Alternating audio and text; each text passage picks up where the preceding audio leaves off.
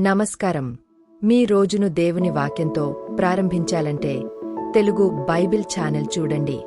ఇక్కడ ప్రతిరోజు బైబిల్ వాక్యం యథాతథంగా చదివి వినిపించబడుతుంది. దేవుని వాక్యాన్ని నిత్య జీవితంలో భాగం చేసుకోవాలంటే సబ్స్క్రైబ్ చేయండి.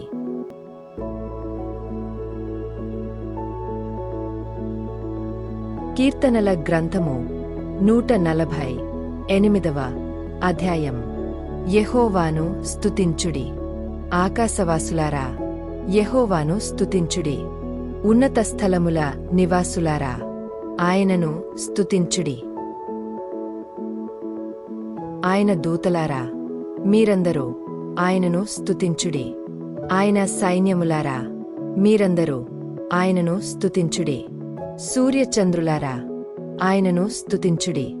కాంతిగల నక్షత్రములారా, మీరందరూ ఆయనను స్తుతించుడి. పరమాకాశములారా, ఆకాశముపైనున్న జలములారా, ఆయనను స్తుతించుడి. యెహోవాజ్ఞ ఈయగా అవి పుట్టెను. అవి యెహోవా నామమును స్తుతించునుగాక.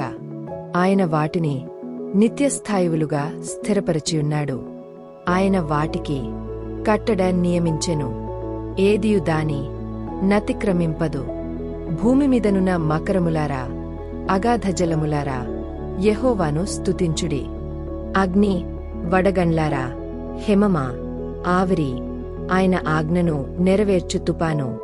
పర్వతములారా, సమస్తమైన గుట్టలారా, ఫలవృక్షములారా, సమస్తమైన దేవదారు వృక్షములారా, మృగములారా, పశువులారా, నేలను ప్రాకు జీవులారా, రెక్కలతో ఎగురు పక్షులారా, భూరాజులారా, సమస్త ప్రజలారా, భూమిమీదనున్న అధిపతులారా, సమస్త న్యాయాధిపతులారా, యెహోవాను స్తుతించుడి.